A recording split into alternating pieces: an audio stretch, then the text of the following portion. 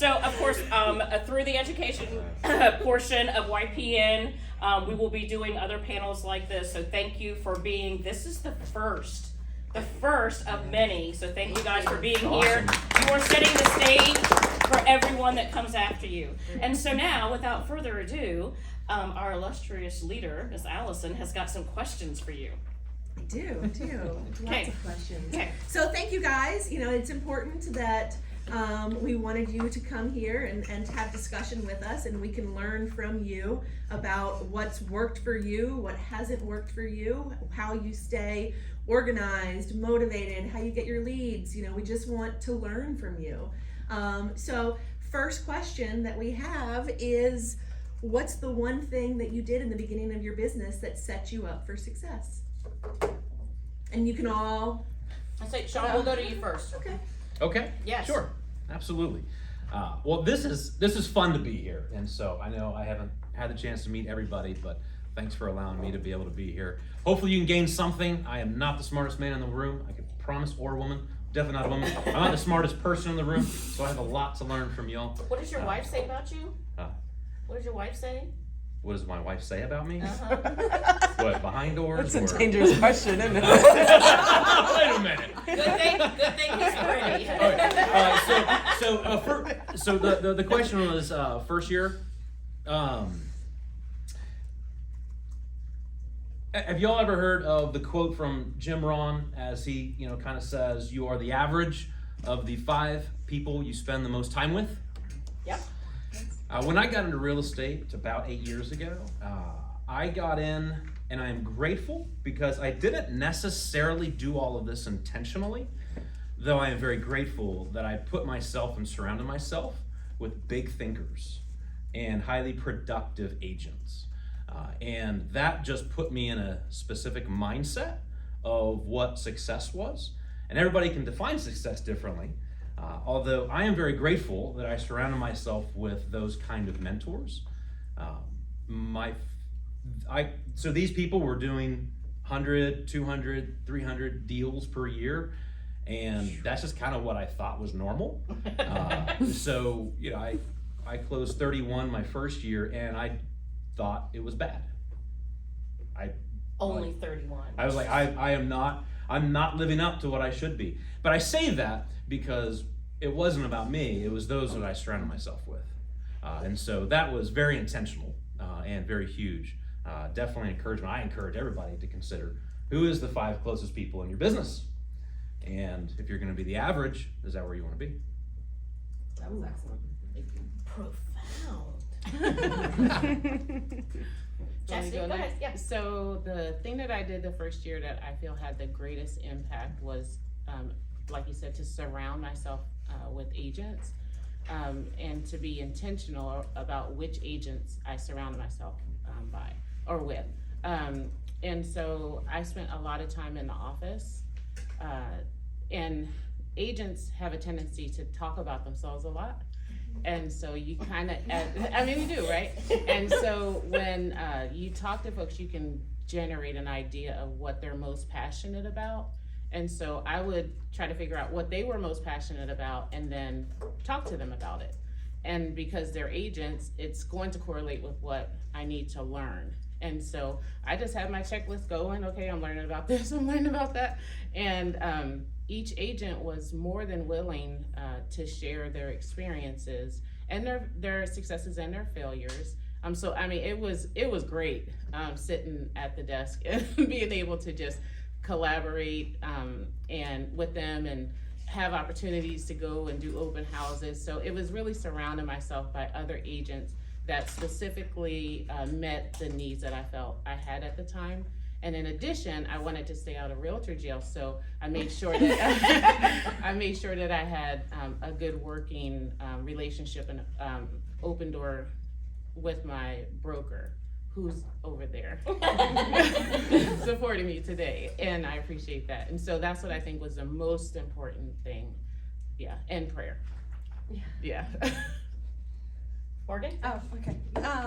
I would say the most important thing that I did my first year, besides surrounding myself with people that have like mindset like me, and asking questions. Like I would say, like, don't be afraid to ask questions. Like I always asked questions to the broker I was with, and then I also asked questions to different agents that are doing like phenomenal. Like I was just never afraid to actually like ask the questions that most people won't ask because they're like afraid of asking. And then I'd also say being really proactive in responding to people. Like I would see a Facebook post, they'd be like, "Oh, I'm looking for a realtor, show me a house." I'd be like, "Oh, let's go today." Like, I'd be like, I'm available right now. I have nobody else. Let's go. I'm fine. But I would say just being really responsive, being very proactive in everything you do. I see like that helped me the most, I think. All great insights. Thank you guys. So, flip side, was there anything that didn't work for you? Yeah, absolutely.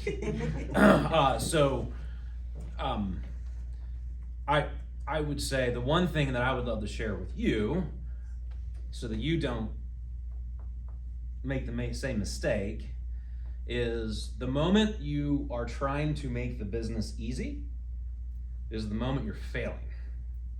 Success is simple. It's just not easy. And I looked for the easy button at times. And for me, that first year, I was doing good, I guess, but I started buying leads. I was like, you know what? Let me see if I can make this a little bit easier. I didn't want to go door knock that day. I didn't want to get on the phone and actually call people. And I was like, oh, I kind of want the easy thing. So, you know, you get all these people, hey, $5,000 will guarantee 10 listings, and, you know, oh, bogus. I did it, and they just send you crap leads. And they're not motivated, and they just keep sending it to you because they already got your money. So I would say the thing that I learned is, I'm not saying don't buy leads. You kind of have to make decisions upon that. Though don't do it if you're seeking the easy button, because you will just fail. Because success is simple, not easy. Love that. Yeah. Chasity? So I watch YouTube all day long, every day, and so the theme that came out was cold calling. You have to cold call. You have to cold call. And then I started looking around, and it's like they're on the do not call list. They're on the do not call list, and so it started making me nervous. And so I tried cold calling, but I can't do it. At least not right now. I think I'm getting a little more confident. I mean, it's been a year. There's so much information to learn, and when you get in a situation where you're on the phone with someone and you know you're not in front of them, so you can't read their body language or anything like that, and people feel free to kind of say what they want, and you know, you never know what their frame of reference is. And so I kind of felt like cold calling didn't work for me the first year because I probably overthunk it, and so I kind of talked myself out of it. However, I am learning. Our brokerage does provide us scripts for objections, and so I am working on that so that this year I can try to tackle cold calling because I think it is necessary. Good. It is a necessary evil. It is. So it didn't work. It didn't work the first year, but it's going to work the second year. I would say that I don't like cold calling. I don't know. I like all of my business to come from referrals. Like I feel like it's more organic that way. I mean, I meet people all the time, and like that's how I gain business too. Like just saying, "Oh, I'm a realtor." Like, but I don't feel right cold calling. Like I feel like some people are fine with that, and that's fine. But it's just not my thing that works for me, and it's not something I want to do. Another thing that I feel like didn't work for me is not keeping a schedule. The first year I did not keep a schedule at all. I did not keep track of anything. I did not keep track of money, and that's a huge thing. You definitely need to keep track of your money or else it'll bite you. But so I'd say those things did not work for me, not keeping track. You need to keep track of everything. That's good. So now we talked about ways that you don't like getting leads. What are your favorite ways to get leads? We still go in the same order? Just- Or are we like We can mix changing up. it up a little bit? Let's change it up a little bit. All right. Well, I'll talk about my leads. So I am proud to say I am new to the area. So we've been here less than 3 years. And so I became a realtor, you know, a year and 6 days ago, remember?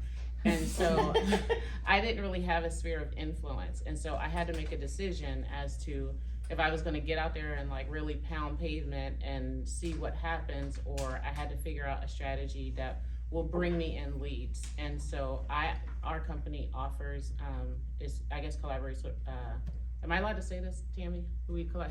Okay. Not to put you on the spot. Yeah, I want to make sure. Like I said, I want to stay out of realtor jail. So, so I did use a lead source through my company, and it probably accounted for I'd say about 80% of my business, and so that was really, really important. And I know some people are like, oh, you know, you buy leads, but if you don't know anyone, real estate is expensive, and so you've got to have something coming in. Something is better than zero. So I will pay for my leads after I close that transaction. Thank you, Jesus. Just to build on that really quickly. Yes. So you're a new agent, and this is a lead that sort of came your way. How did you position yourself as a new agent to close the deal, get the client to sign with you, and actually get the transaction going? So online leads are very difficult to close because there isn't really a scrubbing of sorts. I mean, they say, yes, I want to talk to a realtor, and then within a couple minutes, someone's on the phone talking to them. And so I like to utilize the things that I've done in my past. I don't believe that they've happened for no reason. So being a trained mediator, being a certified life coach helps me to kind of come alongside that person and not necessarily sell them, but to know that I'm there to support them in achieving their goal. And so that feels a little different than it feels if you just call me and I'm like, okay, let's go look at the house. No, I'm trying to understand what the needs are, what the goal is, what are we really working on, what are, from a mediation standpoint, what are the top priorities for this person, being able to hear that when they speak. But if I'm doing a selling, I don't get to hear what they're saying. And so being able to sit back, listen, and try to prioritize things, and that helps them go from on the phone to the house. And then at the house, then we start selling a little bit, you know, so. Thank you. Yeah, sure. Go ahead, Morgan, you can go next. What was the question again? I know. What's your favorite way to generate leads? I would say organically, meeting people, referrals. I feel like most of my clients, if not all of them, have sent me referrals. And I think that's just a huge thing. And keeping track of them, like with a CRM, I feel like that helps me generate more because I do pop-bys, I do letters to them, I just visit them, I show up in like everyday things. Like I just sent out an anniversary gift, not a house anniversary, but it was her and her husband's anniversary. I just do like their birthdays, I keep track of any holidays, you know, I like to really stay in contact with them because I feel like a lot of realtors don't, and that's how they lose their past clients, is they don't keep in contact, and there's just like a huge, you know, database of people that don't have realtors that keep contact with them. So do you actually ask for the referral? I do. I've been getting better at asking for referrals, and it's helped a lot. I normally in my call, like I'm like, oh, how are you doing? You know, like we talk a little bit, and then I'm like, oh, well, just so you know, like if you know anybody that's looking to buy or sell, like me and my fiance would love to help them. And they're like, oh yeah, of course, Morgan. They're like, actually, I have this person. I'm like, so I feel like it helps a lot if you ask. Like, don't be afraid to ask. I was afraid to ask at first, but it's helped a lot. So it sounds like you use like your CRM, and some of them can be overwhelming, some are big, some are simple. Yeah. Which is your preferred CRM? I use Buffini. I use Buffini Referral Maker.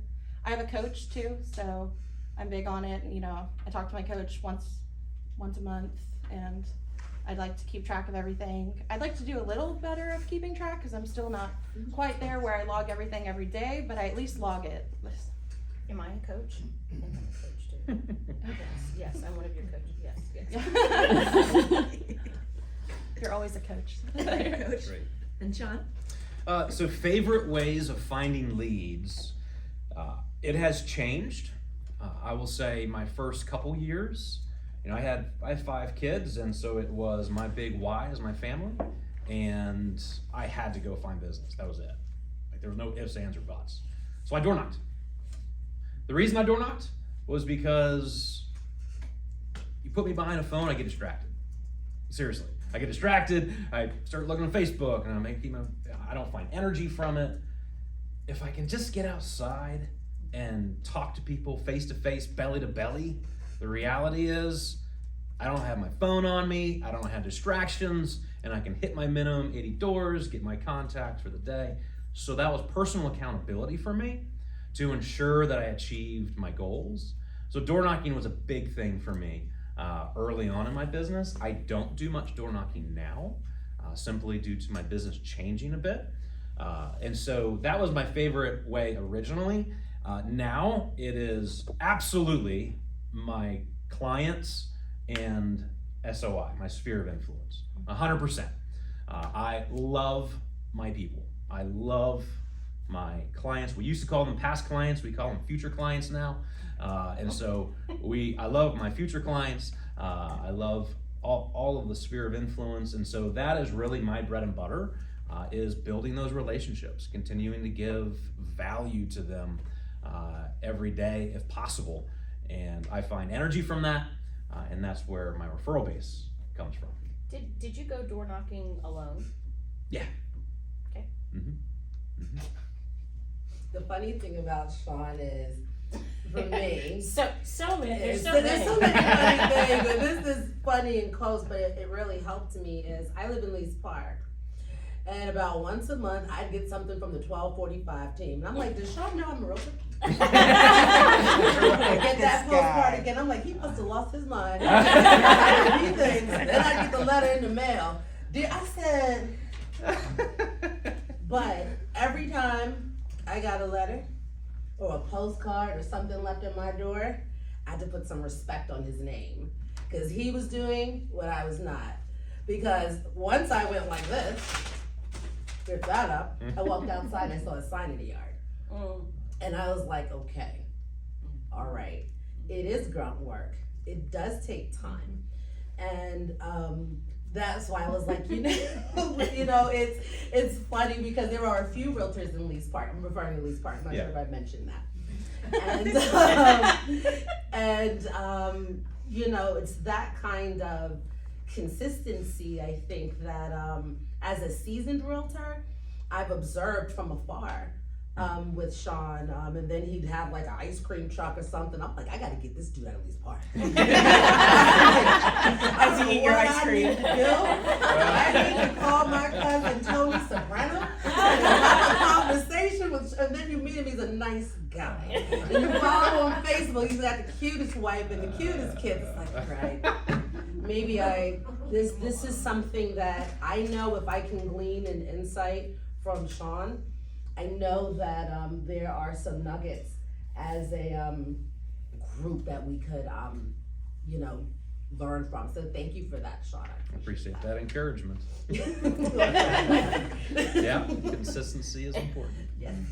Well, and that's something that you all resonate, and that's something that I think in our day-to-day resonates. Consistency is important. I've always been told, don't be an undercover realtor, and sometimes it's easy to fall into that, but it does take consistency, putting you out there, working that sphere, getting the leads however you can, and then growing that business because you're adding value and the service that you provide. So is there anything that you all do that you feel like adds value? So I do, like I said, 80% is lead gen for me, but that 20% is face to face, not belly to belly. But just gotta start hugging more. but definitely face to face. But in the midst of spending time face to face, people want to feel as if others care.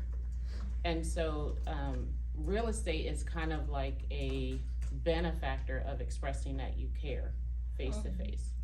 And so if you're in a grocery store or in a mall and your intention is I'm prospecting, not prospecting to look for sales, but prospecting to serve people.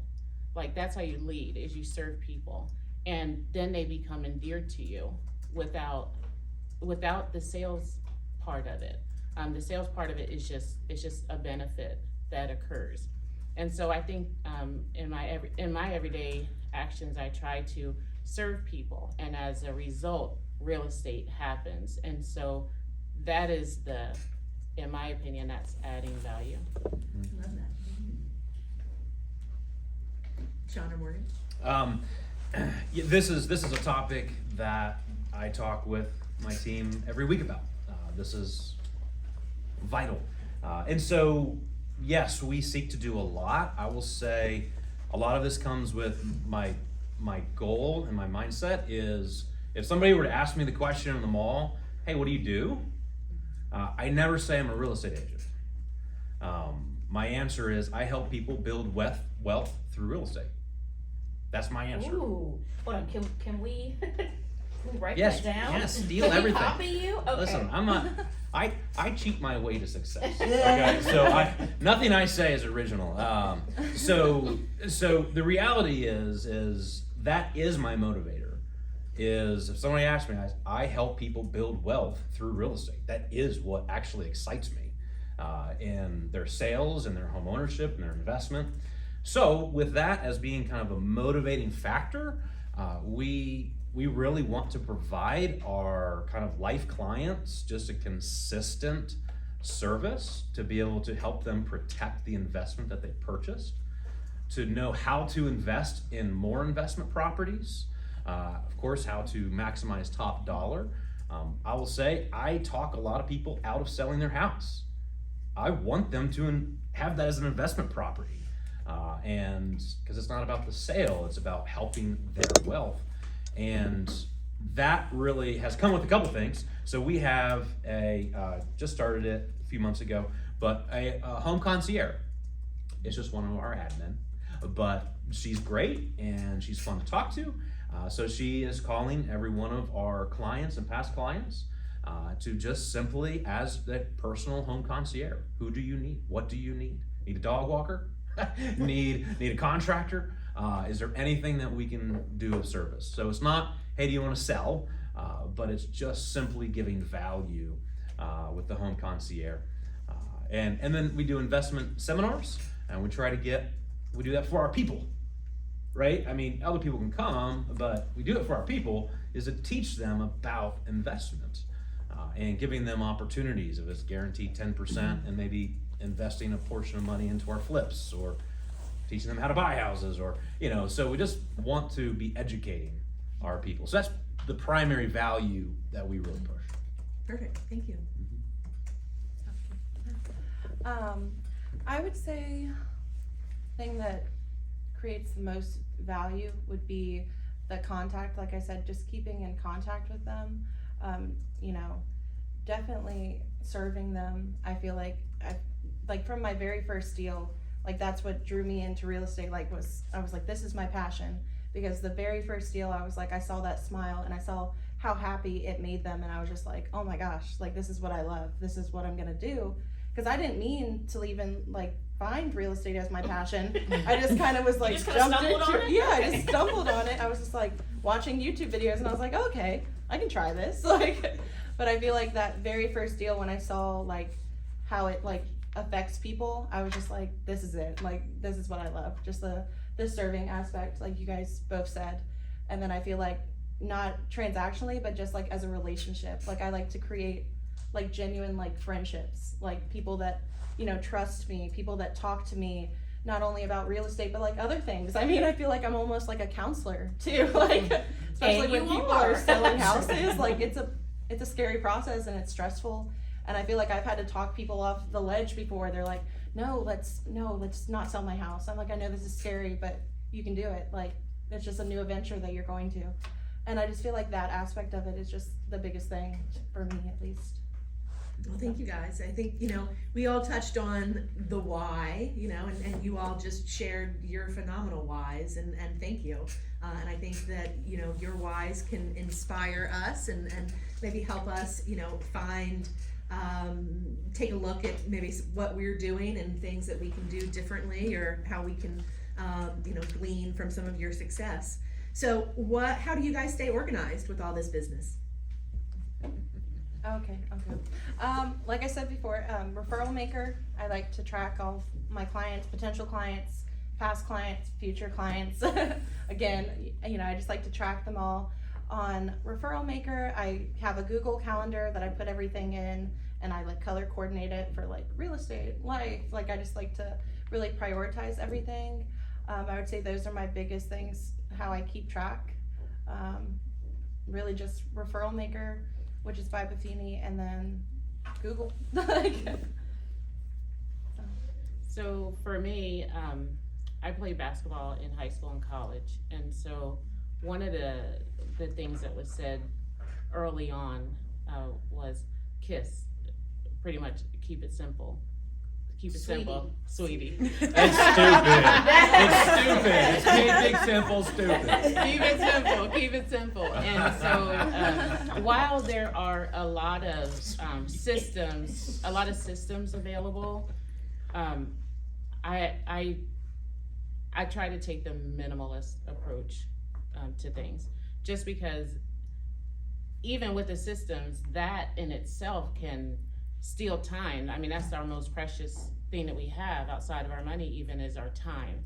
And so if I use too many systems, it just gets to be too much. So what I have used KV Core in the past, but the one I really like, Bright MLS, it does a lot. You can see who's on there, who isn't on there. You can see what the market's doing. You can see a whole lot in one program. And so I like that. And as far as the paper side, right? Because there is a paper side also. One file, one checklist. That's it. Yeah. Thank you. Shawn? Yeah, lots of systems actually in place for accountability and protecting the schedule. I will say the one, it hands down, is time blocking. That is absolutely essential. And I time block my year. Yes, I time block my year. And one of the first things I do is I time block every week when my date night is, when my family night is. I time block when my lead generation sections are for the week. And I put my big blocks in first, and then everything else has to fit in. If there's no room for it to fit in, there's no room. And that is essential for me. So if a client needs to see a house, I say, great, how does 3 o'clock on Thursday work? I just don't let them make the decision. I'm not following your schedule. You have to follow mine. Listing appointments, I tell them when I'm available. Maybe I've lost a few because of that. I don't know. If I did, that's okay. You just gotta fit in my schedule because I have priorities in life. And you just can't run over my life. And we know in real estate, it can run over our life. Consume, I think is a word. Yes. So that time blocking is essential for me. I have to put it on the calendar early in advance, and then I just have to stay committed to it. Fantastic. All good options, because we all know that if you don't run your business, then it runs you. And we find, or at least I find, a lot of the agents, this is a hard market anyway, and it's fast paced and overwhelming, but when you are letting the client dictate your schedule, it just gets unmanageable. And so, I'm 100% with you. Let's see. When you started off in the business, did you have a business plan? And if so, if not, do you have one now? Let's talk about business plans. How long are we talking? I love business plans. I'll try not to share too much. So when I started, it was just very simple. Well, it still is simple. But my business plan when I got started was talk to every single person I know in my sphere of influence once a quarter, right? And then it was add 5 new people to my database 5 days a week. Like, it was that. That was it. 5 by 5. Yep, so the question is, how do I add 5, right? Well, for me, I door knocked. You know, sometimes we do events, sometimes, you know, we have to get creative. How do I add 5? But that was that's what I had to do. So that was the simplicity of the business plan at first. It's a bit more robust now, though I will say even looking back, the one thing that has not changed is my sphere of influence. And this is more of a strategy, not a full business plan, but I will share it with y'all. Hopefully this can be an encouragement to you, because you hear that a lot of your business is gonna be referral based, right? These are people who know you, like you, and you hope that they trust you, right? That's what you're working towards, is to get them to trust you in your professional relationship. So you can have up to 325 people in your sphere of influence. These are like close people who you know. You can effectively stay in communication with 325. So the goal is to get 325. And these are people you want to talk to, hang out with. And then the simplicity is doing what we call is the 5-5-5. The 5-5-5 is I spend an hour and 15 minutes first thing every morning. And I talk to 5 people in my sphere of influence. I have 5 social media connections, and I do 5 texts or a handwritten note. And it takes about an hour and 15 minutes. If you do that 5 days a week, you're actually talking on the phone with your sphere of influence once every quarter, but you're staying in front of their life every month, one way or the other. So it's not salesy, it's just sort of being real. And that is a part of my business plan, of my sphere of influence, of how to have a system to stay connected and just be top of mind. So that's the sphere of influence business plan. Again, I could talk a lot, I don't want to. I'll stop there. Feel free to ask questions. That's perfect. That's some great insight, and we really appreciate it. And I think Now I know why I only, like, if I comment on something in one of your social media posts, you don't respond until the next morning. Because you're Yes. doing, yes. Yeah. It's not just me, okay, I feel Yeah. better. Morgan, what about you? So my first year, I didn't really have a business plan. I'd say I had like goals that I wanted to meet. Like I wanted to sell 10 houses. I was like, I'm gonna get a tattoo if I sell 10 houses. But What'd I you didn't. get? I didn't get a tattoo Oh. because my fiance doesn't like them. So I was like, fine. But so I had like goals that I wanted to reach. Like I was like, I want to sell my first house within the first month, which I did. But I didn't have like an actual business plan. Like I wasn't aware of like the contact aspect or like anything. Like I really wasn't trying to like keep track of anything my first year. Last year I, invested into Buffini. So I got a Buffini coach and we created like a business plan together. So I do have business plans now, and I'm really good at sticking to them. I've been working on time blocking. I've been working on contacting more people. I've been working on getting better at phone calls for my sphere of influence. I have goals for that. I have goals for how many pop-bys to do a month. I try to do at least 12 a month. I have goals for however many letters I send out. I just like to align myself with my goals. I'm a big believer in goals, and I'm a big believer in achieving goals. Like I've never not achieved a goal that I've put down. So I would say I have a business plan now, but I didn't at first, and I definitely would adapt to a business plan if you don't already have one. So the first year, so when I got my license, D4 was a little slower getting the license out, right? And so I was in that crew. And so that was okay, because what it did, it allowed me to have time to set up my business properly, because I'm a whole lot competitive. I was gonna say a little competitive. I'm a whole lot competitive, and so I would have just, as soon as I got my license, I'd have been out there as soon as I felt like I could hold the conversation. But because of that lag, it allowed me to really get my business plan together. Our company has actually a template where you can actually, break it down to how many houses you want to sell, how much money you want to make, how many blah, blah, blah, blah. But we were able to select the different areas.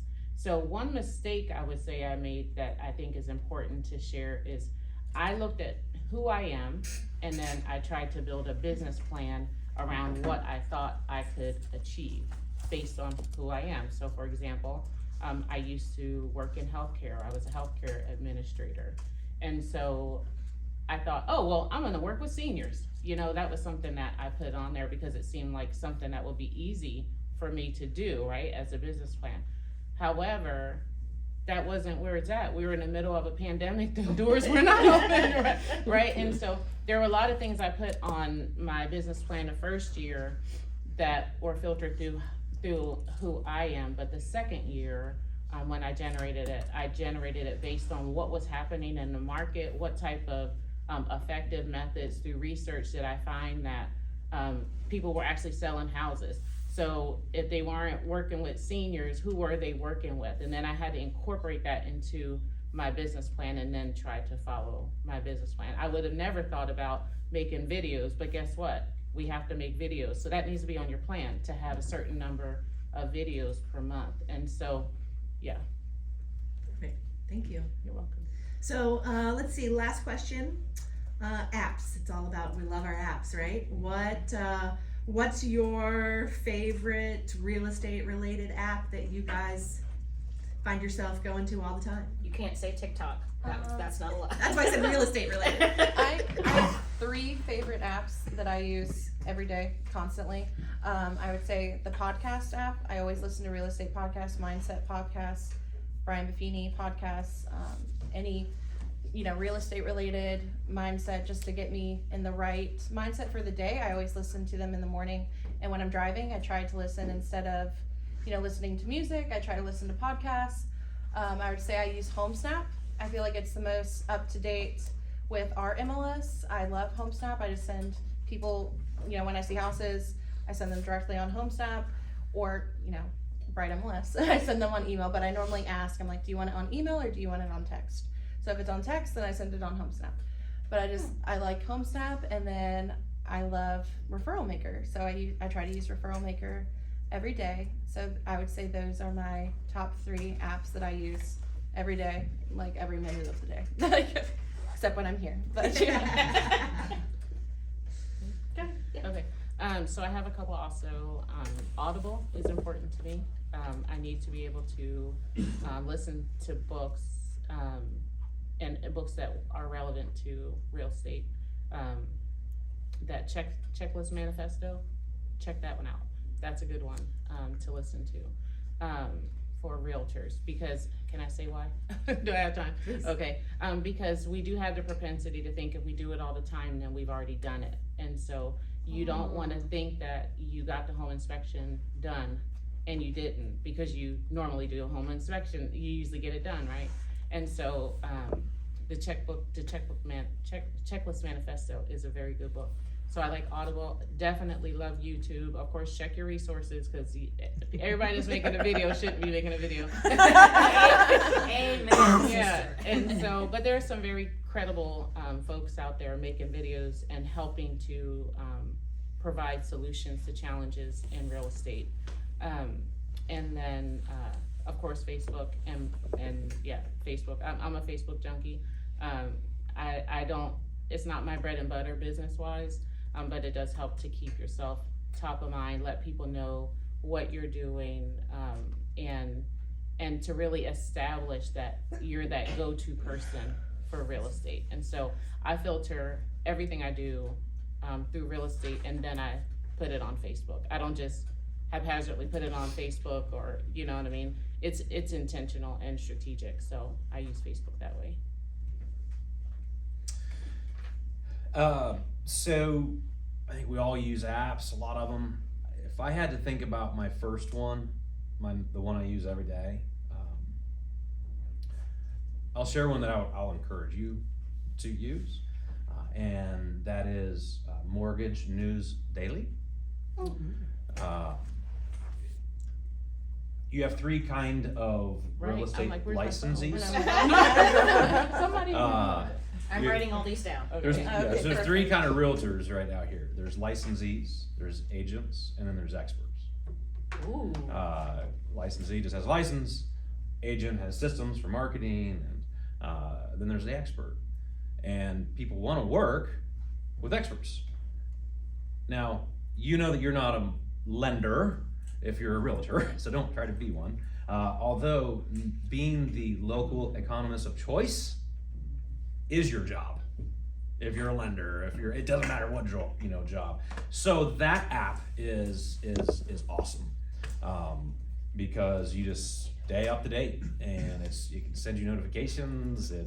It keeps you in the knowledge of what's going on in the market as a whole. That is very helpful. Awesome. Thank you. I'm gonna check that one out. I love it. I think we were all making those notes. I did write down all of them, just in case anybody would like to pay me for them. And I think we might do some kind of blog post, so for people who weren't here, they can at least read, like a high level overview of what was shared here. Yes, because we're all looking for content, right? And we're all trying to create our own content that's relevant and that people will add value, and people will look to you as a resource. So I really appreciate your time, guys, and your collaboration. I think we heard some consistent messages: the importance of time blocking, goal setting, consistency, being top of mind, trying to add value in your day-to-day life, creating business, aligning yourself intentionally, and using your broker's resources. I think those were all fantastic points that you guys hit on, and probably if I had to do an overview one-on-one on how to get success in the business, that would be how to do it. So thank you guys, and we can open it up to a brief question and answer period if anybody has questions. Selena? On a lender perspective, I think the biggest question is, what are the top things that you're expecting or looking for in a loan officer that you want to work with? Ooh. I respect that question. Yes. That's a great question. Anybody? I want you to be available, and I don't, so if I call and I say, hey, there's this opportunity, are you available? I'm ready to go, and not expect me to advocate for the lender. It's the lender's job to close their portion of this transaction, and so I'm hoping that when I connect with lenders, that's their intention also. Yeah, I would say I want my lender to be quick, responsive, professional. I would say I've worked with some lenders that clients don't like, because they're like, no. He's not professional at all. I'm not working with him again. Like, I'd work with you, Morgan, but I would never work with him again. I had to, I let that one go. But I would say, responsive, quick, and then the biggest thing is just communicative, like to communicate with the client throughout the whole thing. I hate when people are like, oh, I don't know what's going on. I'm like, well, I don't know either. I'm like, I don't know either. I don't know what to say. I'm like, I don't know. I've had that happen where they're just not very communicative at all. I've had clients like freak out. I've had people send wrong messages to clients. They're like, oh, you're not closing until 2 weeks. And I'm like, you're closing tomorrow. What's going on? Like, what? And they like freak out. They call me and they're like, what the? I'm like, I don't know.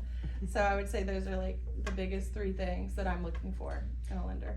And I would say, Shawn, for you, the most important thing is to have someone that has the same name. So that way it's really easy. When you're working with someone, you just say, Shawn, I need this. Yeah, Shawn, I need this. And you never know if they're talking about you or your lender. My trusted lender is Shawn Johnson, and I'm Shawn Derrick, but he spells his name wrongly. He spells it Scene, so I make sure all my clients know that. You call him Scene, and you call me Shawn. Well, and then you add Sherry in the mix, and it's just all That's S's. right. Oh, I know. It does. She said. So I would say, to kind of summarize some things that I would find very important and a must, is education and communication. The importance of educating the client with the options is very important. I will hear often, what options are we? I don't know. She just told me this is the one. Right? No. No. Like, I will help you determine which option might be best, but you need to know the options of what would serve. And the part of that education is also seeking to answer the questions that they don't know to ask. And especially in this market now, we have to get creative with how we win deals.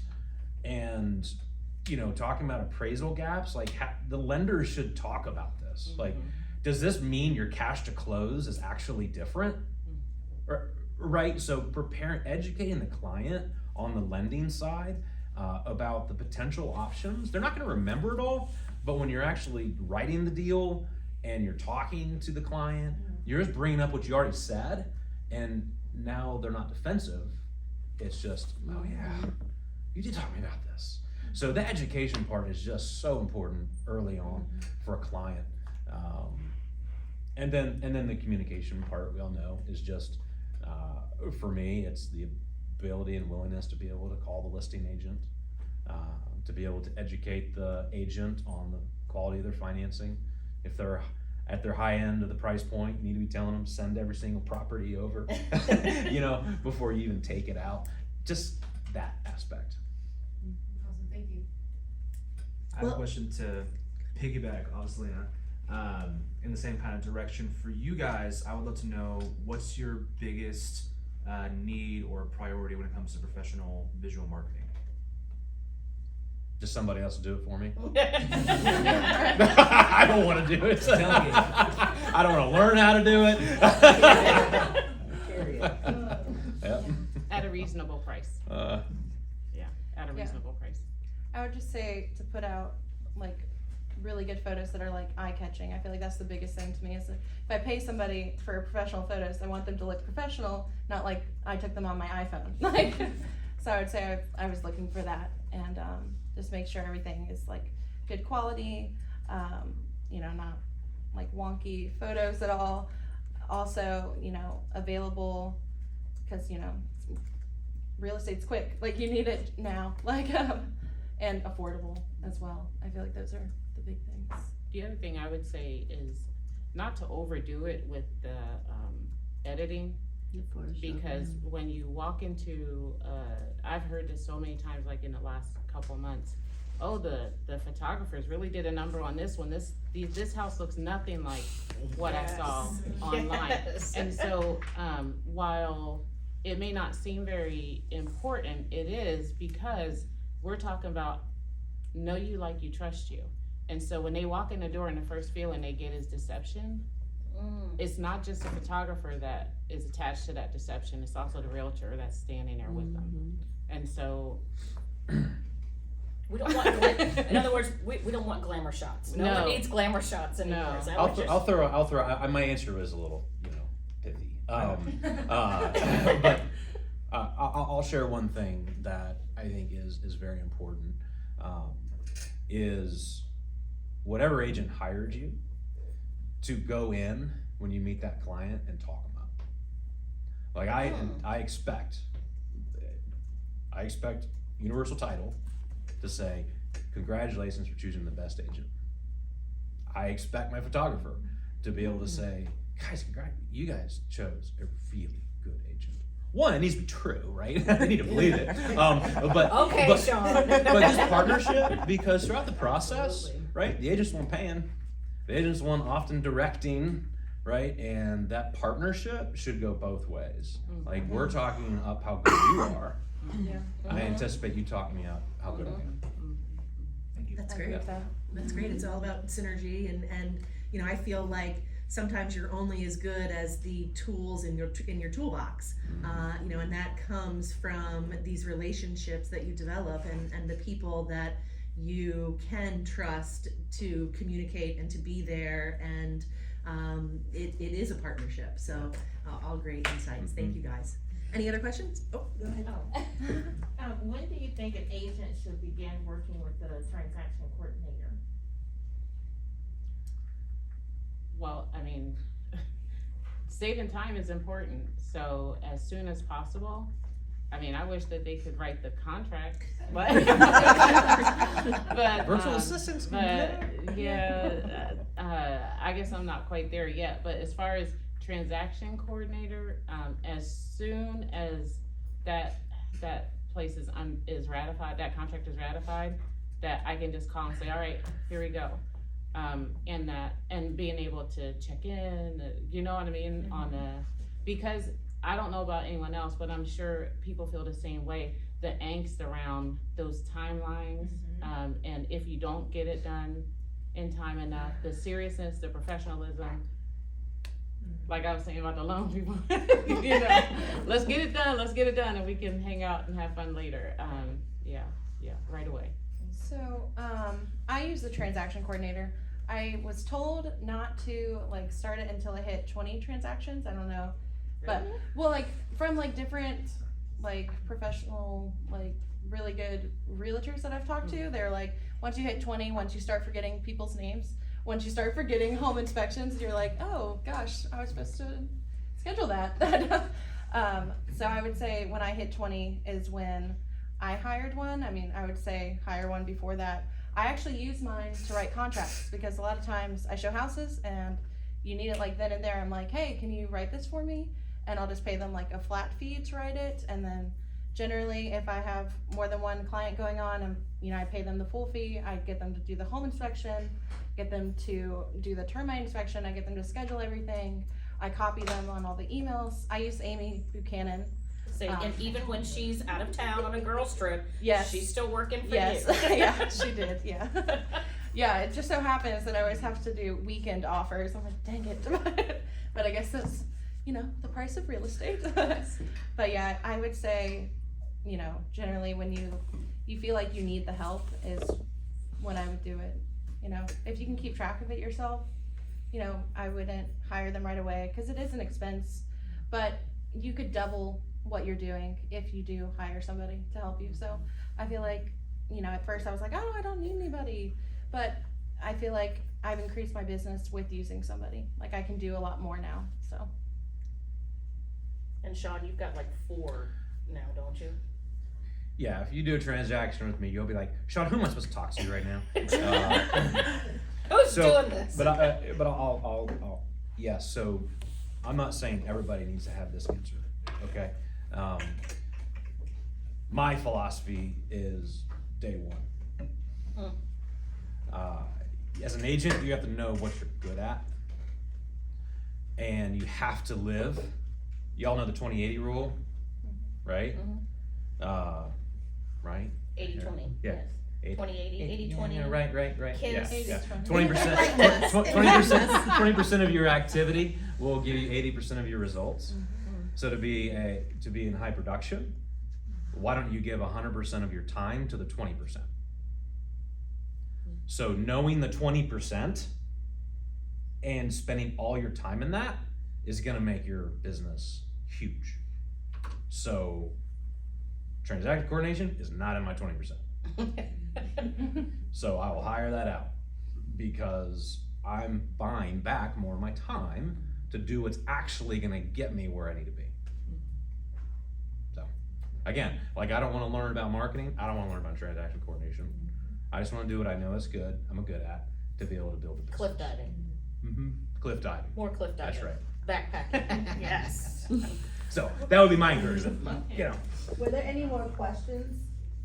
I just wanna ask, what was the worst thing that happened to you guys? What is the one thing that, like, as a mentor or someone that you really wish that someone would have said, don't go there? In the first couple of years, what's the thing maybe you invested in, or something that happened to you that we all can learn a lesson from, that you don't ever want to happen again? So I would say for me, my very, very first potential transaction, I killed it. I absolutely slaughtered it because I could not explain the transaction, like who was responsible for what financially, and I couldn't answer it. So I didn't walk out of, and I know I was taught, but it didn't stick.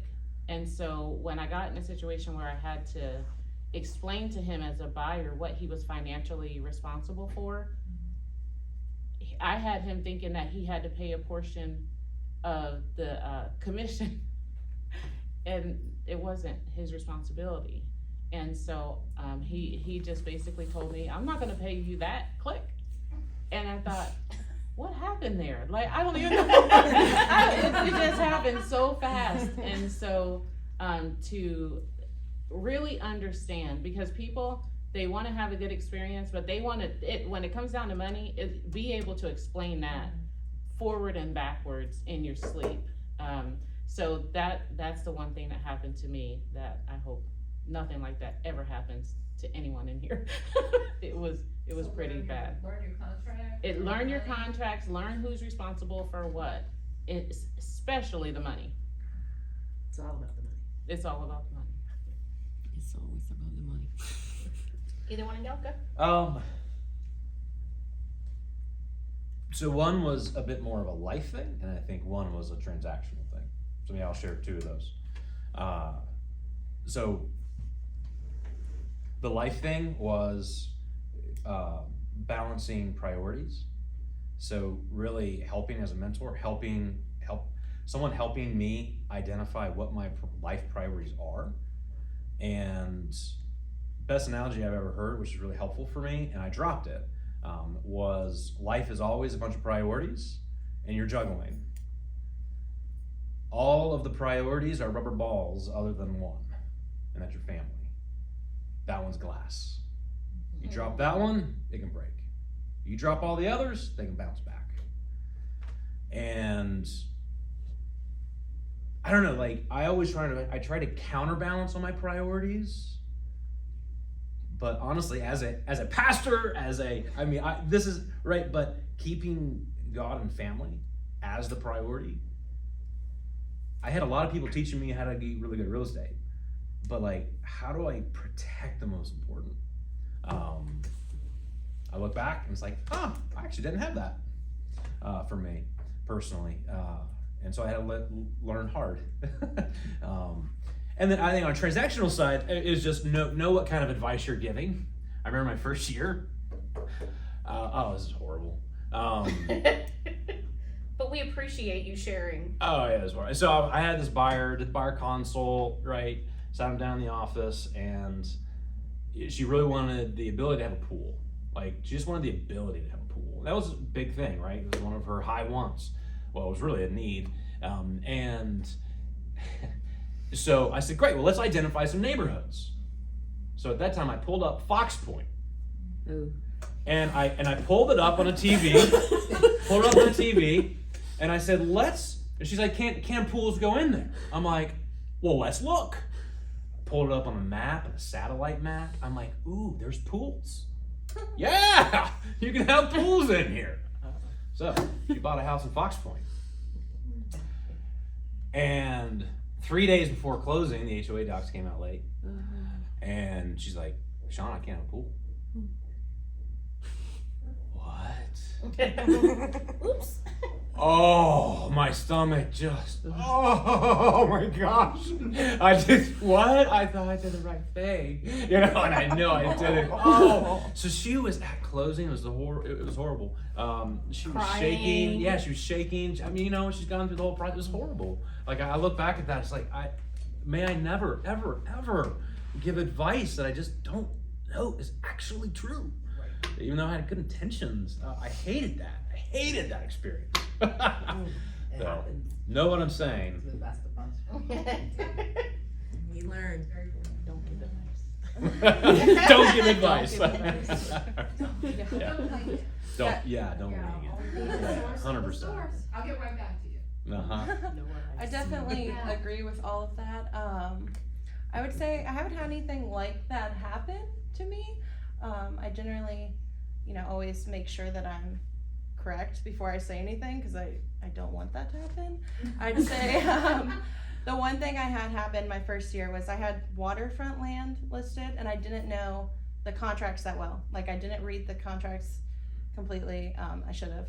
But so we were going to closing and they wanted this part bush hogged. And my seller, he's a loan officer in Virginia Beach, so he knows about it. But he was like, I don't want to bush hog it. And I was like, What does why? that mean? So bush hog means that they take, like, there's like Clear really cut. tall, like, grass basically. And they wanted it all like mowed. So he was like, I don't want to do You that. can't do it with a regular mower. So- You have to Cut the grass down. Because of the drain field, there was a drain field like around where the grass was. And they were like, we're not closing until it's bush hogged. So I was like, well, let's just do it. And then he was like, okay, yeah, let's do it. And then the bush hogging guy told him where the drain field was. And he says that I didn't, but I did. I even like sent him a picture of the plat and everything. And so once it was bush hogged, the clients on the other side knew that there was something going on, and that's why they wanted it bush hogged. The drain field, like the septic area and everything, was broken. So it was leaking, and so they were like, we're not closing until he replaces this whole thing. And it was like a title defect and stuff, but then I read the contracts and he got an attorney, but we ended up not even having to use the attorney, because once we read the contract, we were like, you can either close or you can void. And they were like, oh God, like we didn't know that you were actually gonna like do this to us. So we didn't actually have to fix anything, which is awesome, because you just need to like read your contracts, which I didn't. But at first I was freaking out because I was like, oh my God, he's gonna have to pay thousands of dollars. He's gonna hate me. Yeah, that's my mom's ex. Okay. But yeah, so I would say read your contracts, because things come up all the time. And people also make up things that aren't actually in there. Yeah. No, that Yes, they do. happen. Yes. Yes, they do. Silly. All good insights, all good insights. Well, thank you guys. In the He's gonna have to pay thousands of dollars, because things come up. So make up things that aren't actually in there. Yeah. No, that